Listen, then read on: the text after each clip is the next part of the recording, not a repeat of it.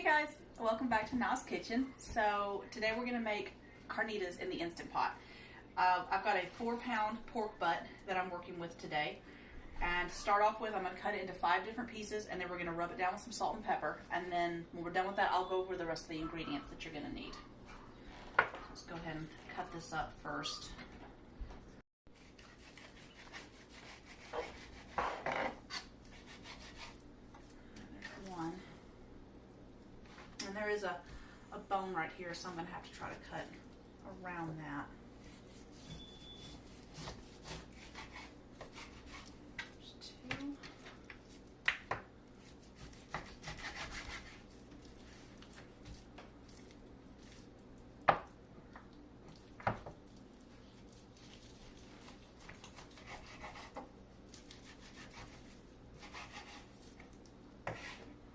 There's 4 pieces.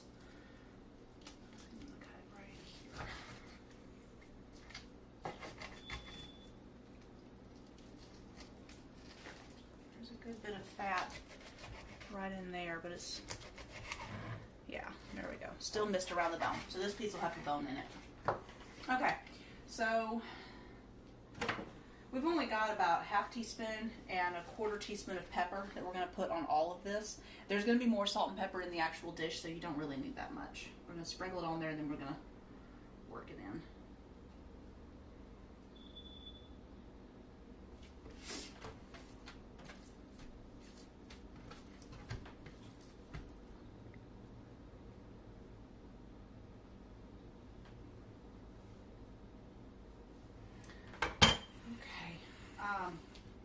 I'm going to rub this all together, and then we're going to get back to you and let you know what else you'll need.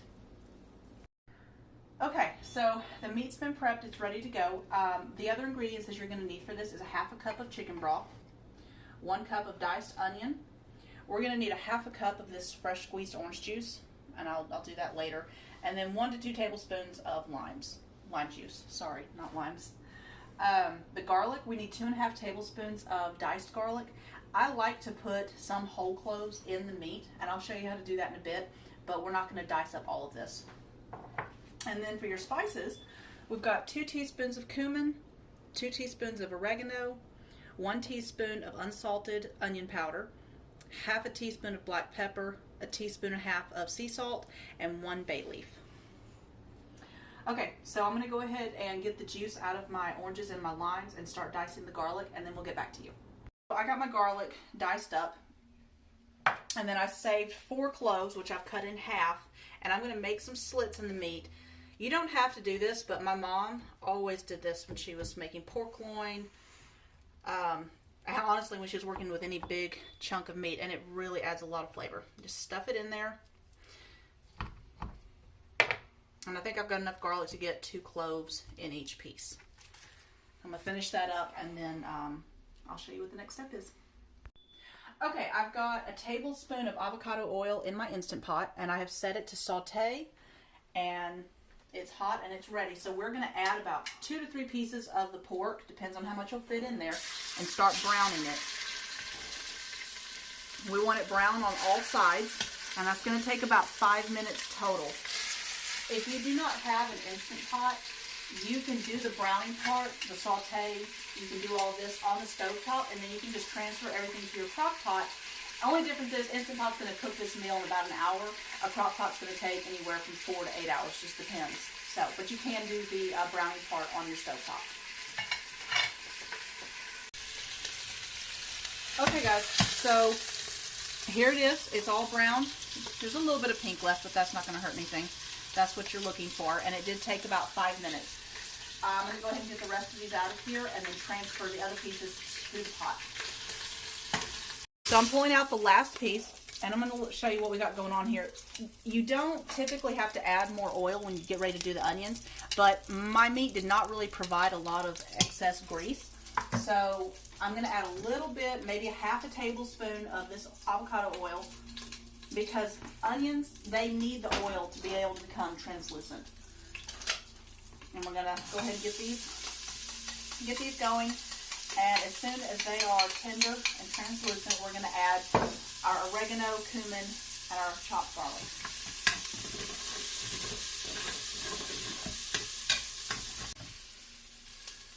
Okay guys, I'm going to go ahead and add, my onions are translucent, so I'm going to go ahead and add my chopped garlic.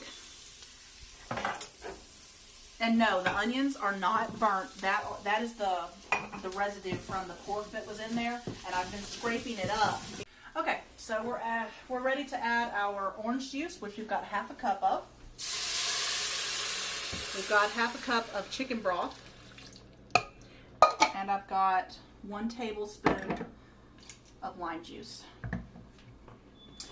And we're going to continue to stir this for a bit till all of those little brown pieces are up off of the bottom before we add our pork. Okay, we're ready to add the rest of our spices, which is the bay leaf, the onion powder, the pepper, and the salt. Stir that up real quick, and then we're going to add our meat.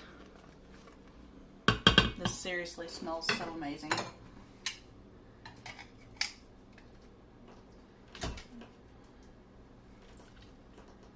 Once you add all this pork, we're going to spoon some of the drippings and the juice mixture over the meat, which I'm going to do a little bit of that right now. I'm just going to tilt the pot so that I can get my spoon in there, scrape it up over it, and just pour it over the top.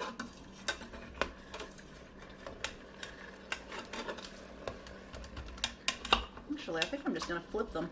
Now they're all coated in it, because these pots don't really have a lot of room to move around in. Alright, add my last 3 pieces.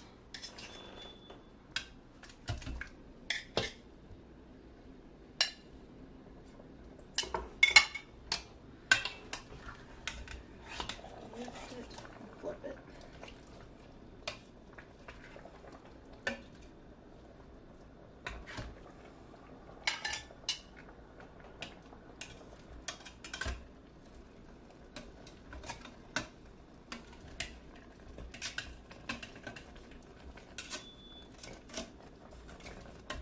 Okay, every bit of it has been touched by the juices. I'm going to get my lid, and then I'll show you what settings to put it on.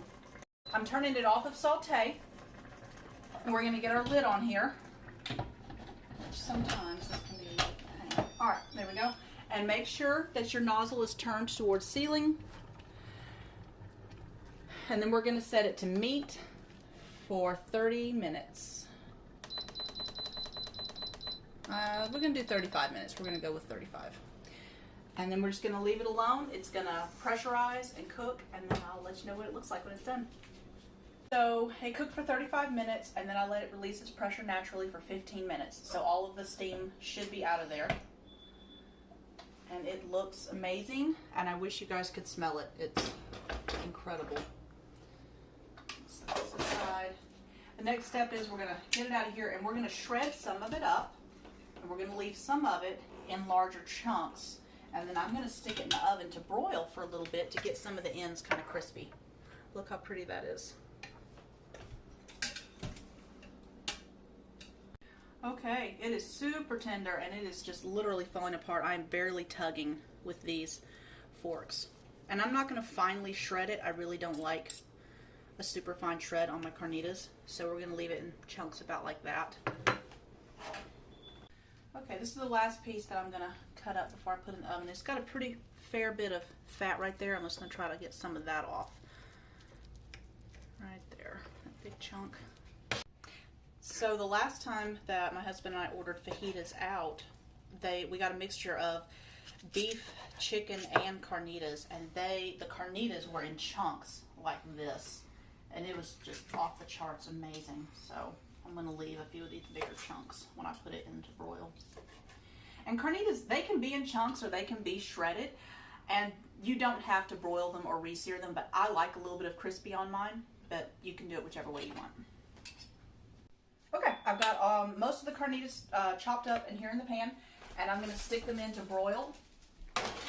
I'm just going to watch them. I'm going to do just for a couple of minutes until they start getting a little bit of crisp on them. Okay, let's see how this is doing. I hope you can hear that sound. It's bubbling. You can hear it sizzling. And you see all those nice crisp ends on there. That's what you want. Not too much, just a little bit. We are ready to eat.